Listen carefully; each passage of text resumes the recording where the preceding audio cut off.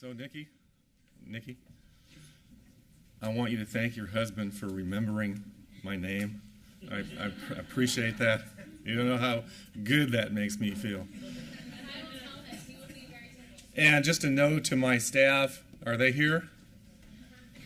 They're not here. Okay, well, there's Marcy. We need to test this Instameet idea. It's intriguing. I'd like to do it. So thank you, Nikki, for that insight. And wasn't that a great kickoff to the conference? Let's give it up for Nikki.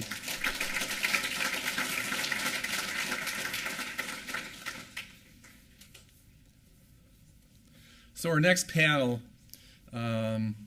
is really a panel of experts.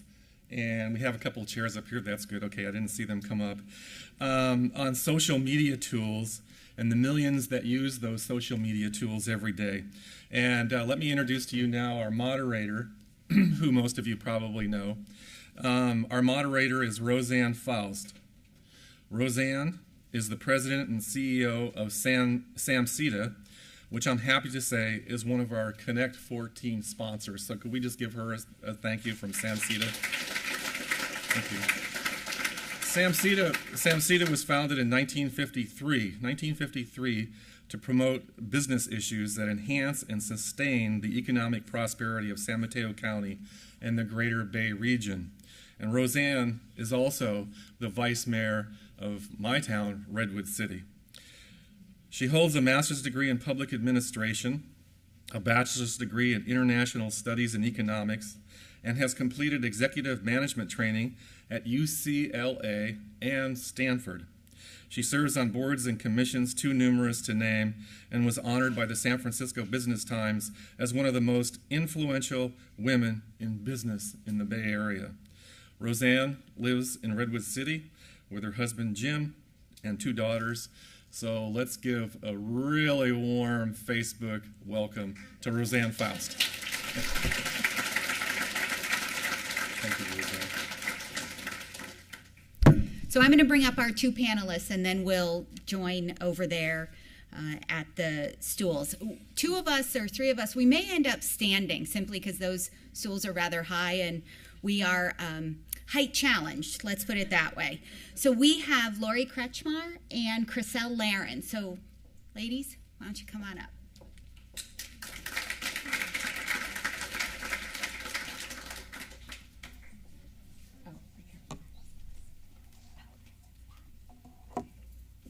So what we're going to do first is, how many just signed up for an Instagram account? I thought there'd be a few in the room. How many have a Facebook account? How many were a little freaked out this morning when you saw your picture pop up when you got your name badge that you have on your Facebook? Did you realize that was going to happen when you checked in, that you'd see the little picture that you have? Anyone surprised? It took a few people, I mean, when it comes up.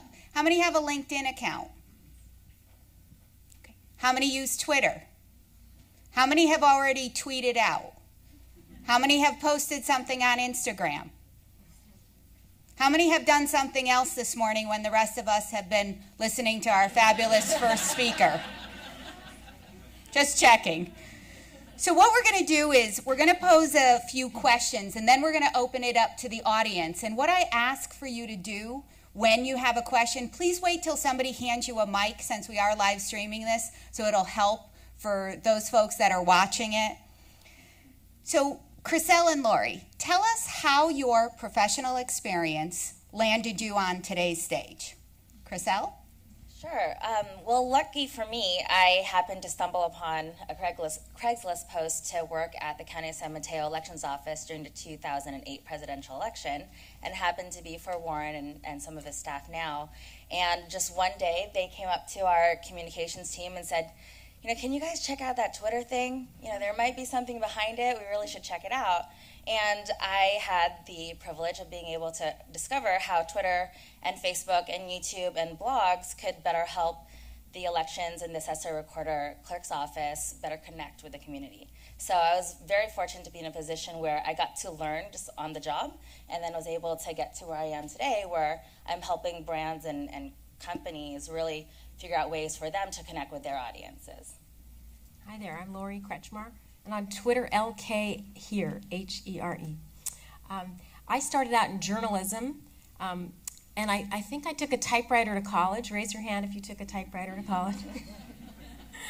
But I went to Dartmouth College, which was a pioneer in computing, so we did use a shared system. Anyway, I went into journalism. I worked at the Silicon Valley Business Journal, more famously Fortune Magazine, and some other places. In '95, I got a great job offer in San Mateo. I was living in New York City, but I moved back to this area where I grew up, and I worked at women.com, which was a big deal from about 95 to 2000 at Gateway Boulevard, San Mateo, near 92. We went public. We did the whole Web 1.0, get big, and then we ourselves were acquired by a New York company. And then for a while, you couldn't find anything when you typed in women.com. You just got to iVillage. But everything old is new. I just saw it's being reinvented. Someone's purchased the URL and making a big website. So I went from journalism into internet, PR, and social media, and I was thrilled to hear about this event. So glad to be here. Well, I want to welcome these two, and I think they both highlighted something when they just opened with their remarks. They highlighted that we have two individuals in San Mateo County that are leaders in social media and public policy, and I'd really like to call out Warren Slocum and Kevin Mullen again.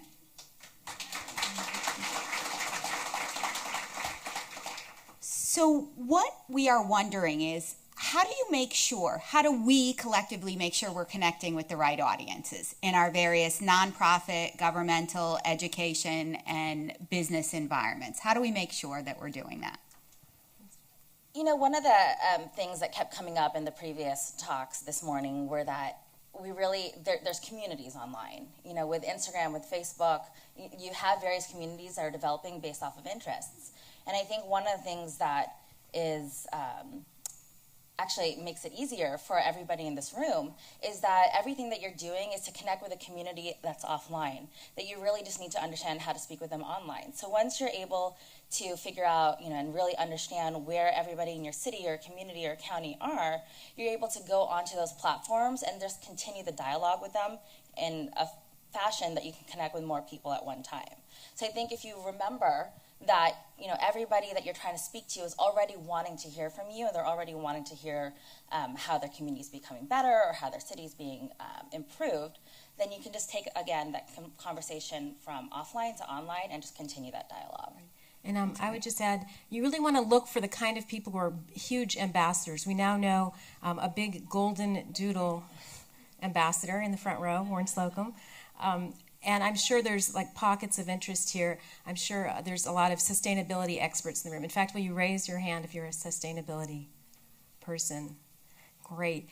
And if that's one of my interests, I would go try to find them, because those three or four who raise their hands, they're going to be they're going to have so much passion and knowledge. So you're looking for the experts in your field who will really share and reach out to others. Just a brief anecdote. I worked on a political project for a number of years. It was national. I'm now on a California project called Close the Gap California. In fact, do we have our slide? We have a visual. Yes, because we have the Facebook page, Close the Gap CA. Oh, here we go. Facebook Close the Gap CA for Close the Gap California. Please like it. You could be help us get to 1250 and beyond. Anyway, we had we had a similar organization based out of California a couple years ago, and one of our biggest fans was a young woman in Illinois, so not in the state, and she just finally turned 16. Her name's Emily Spangler, and she's got a huge following because politics became a passion of hers, and she knows pretty much every Illinois politician, especially the Democrats in her state, and she's become a real ambassador. And when we met her, she was, I think she was below the age. She was 12 or 13, but she's got a very big presence. And people used to wonder if she had a political action committee. And this was really one teen at home in her spare time. So it's what's neat is your community can be not the usual suspects. It might not be someone with all the degrees. It might be a really passionate teen. Great.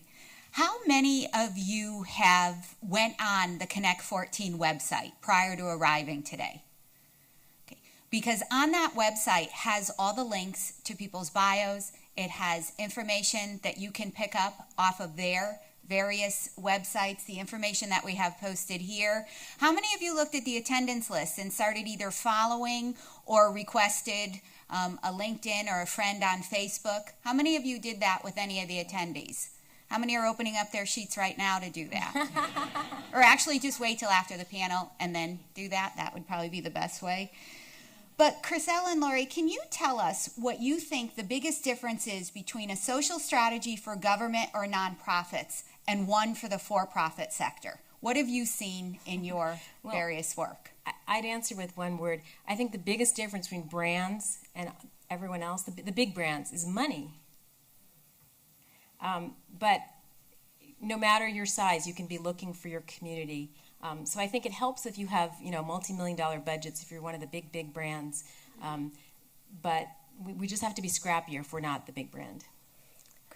Yeah, just to continue on that, I think that definitely can be a factor. I think that budgets, definitely for the nonprofits and government organizations I've worked with, have tended to run on the lower end.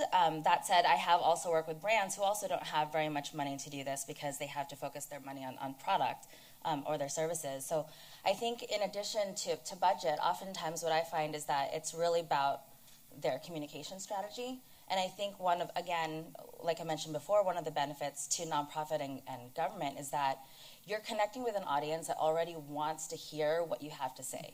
And I think when you're a company or a brand that's a for-profit model, you have your goals, right? You have your business goals and you have your brand message, and the community might want to be talking about something different. For example, I have my kids. Okay, so I have a 10-year-old who's super into Minecraft, and he wants to talk about video games, and he wants to talk about comics, and he wants to talk about all these things. And so he is on Instagram, very active. And when he's posting, and when his classmates and everything are posting, who are all in middle school, they're talking about this one thing. And companies that might want to reach them, like Microsoft, who just bought Minecraft, they are having to figure out a way to develop their message so they can connect with that core audience of theirs. And it's very different because they had to find that intersection, whereas for you, everything that you're saying is already as a whole what the community wants to hear. So you don't necessarily have to force your message into that. So I think that's also a very big difference between a for-profit model and nonprofit. I think that leads into my last question before we open it up to the audience is, give us 3 pieces of advice. Give the audience 3 pieces of advice, because the topic of our discussion was how to reach $1 million, save $1. And so, advice. Have an attention-getting headline, like the subject of this panel.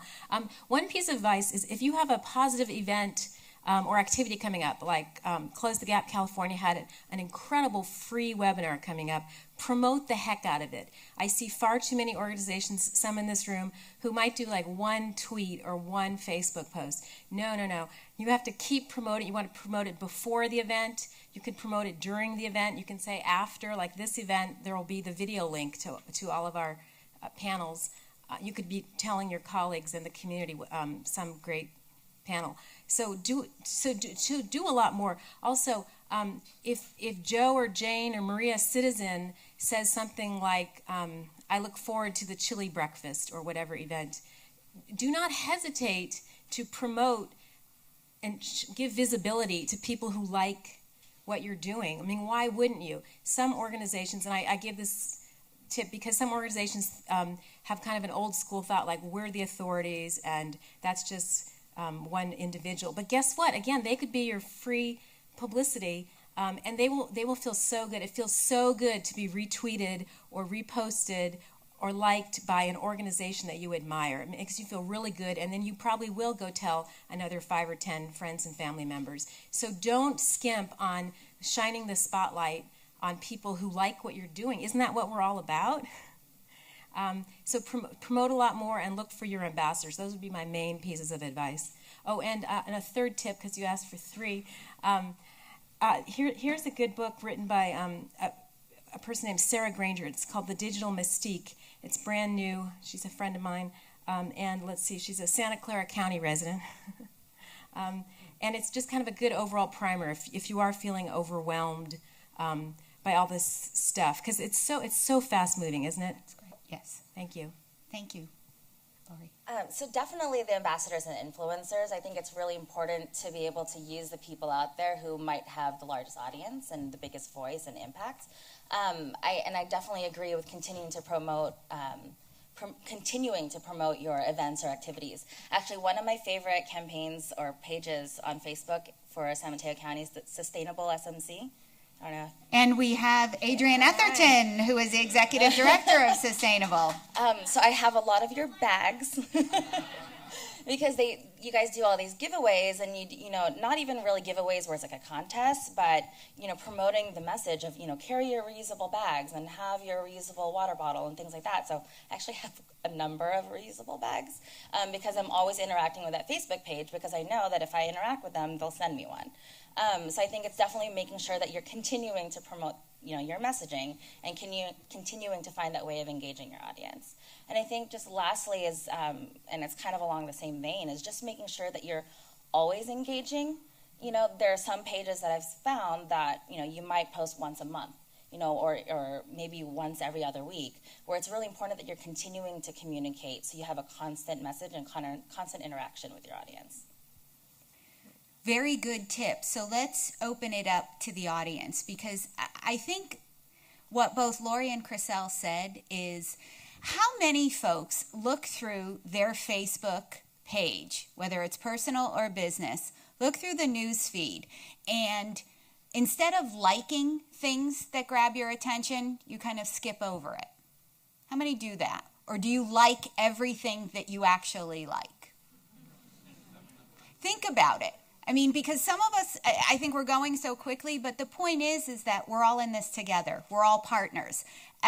Sustainable San Mateo County, Warren Slocum's Twitter feed, Chriselle's The Zeno Group.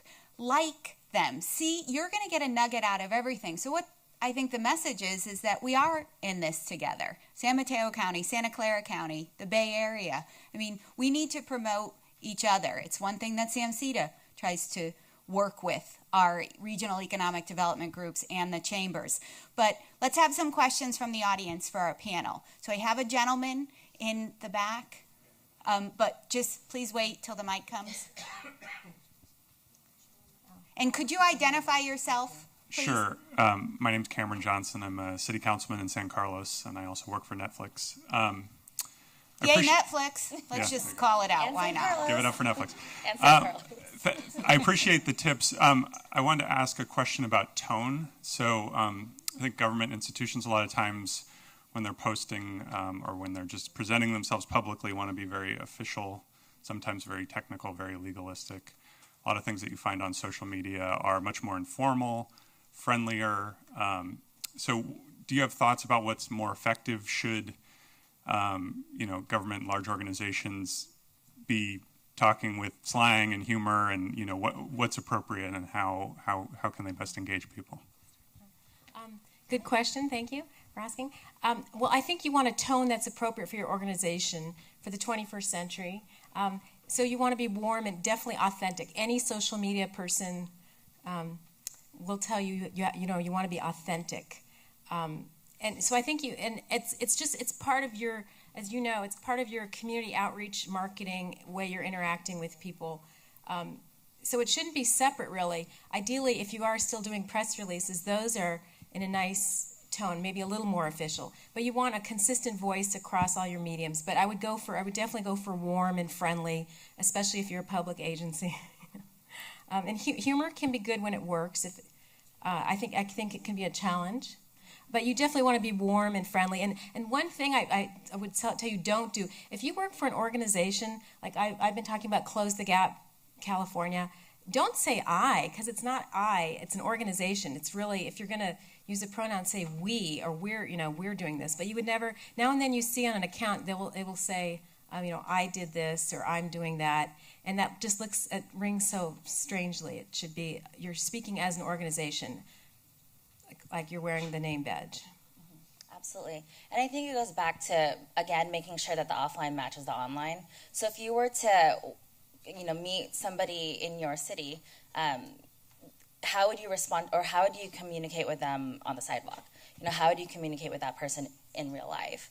And I think if you just bridge that and make sure that your online voice represents how you would be offline, I think that's a good, accurate, authentic representation of how you are or how the organization is. Thank you. Sabrina? And would you identify yourself when the mic comes to you?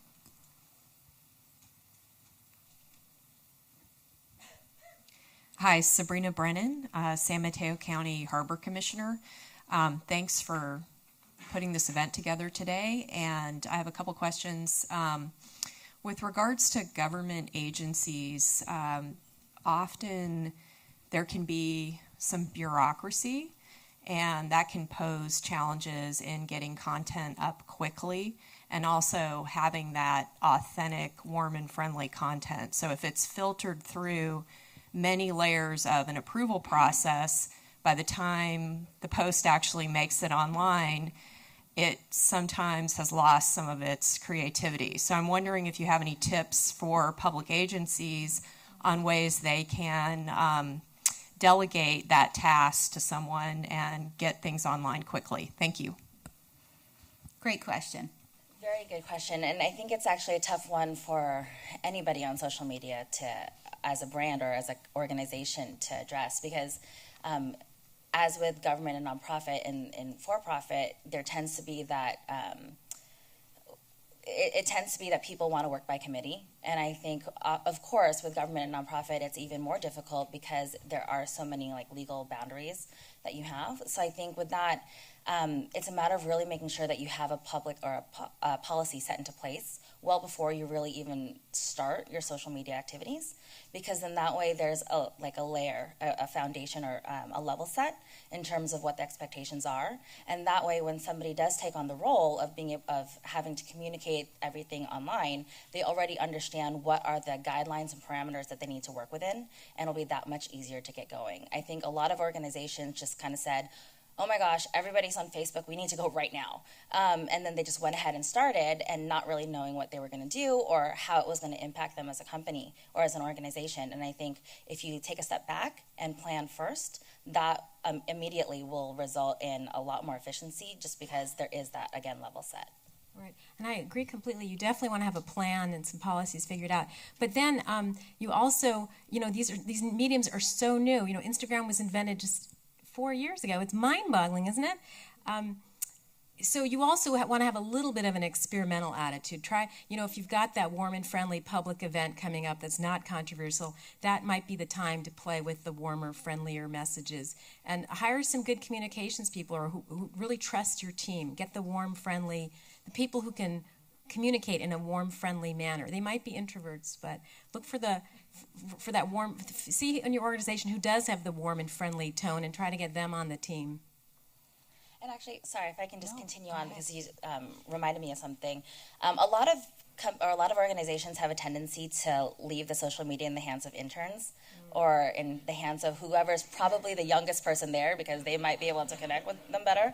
I would say don't do that. Yeah, don't do that. We agree. Don't do that. I think a large part of the fear of being on social media is, because you're going to have to do some crisis or risk mitigation. And the more you focus on making sure that the people that are communicating for you on social media are well qualified, experienced, and understand how to communicate the message, the less you'll have to deal with that. So I think, again, you just want to make sure that you're using the right people as well. One of the things you also may want to check out is 3 years ago, when cities started to really think about Facebook and Instagram and LinkedIn and Twitter and all those accounts, Ford Motor Company, surprise, surprise, put out a one-page primer on social media that Councilmember Ian Bain in my city pointed out to us. And it was very unique in the perspective that it was a different type of company putting out information on how to post and what to think about. And because it wasn't a tech company, it had a very different view. So if it's online, you can check it out. But we probably have time for one more question. So one sec till the mic comes. Thanks.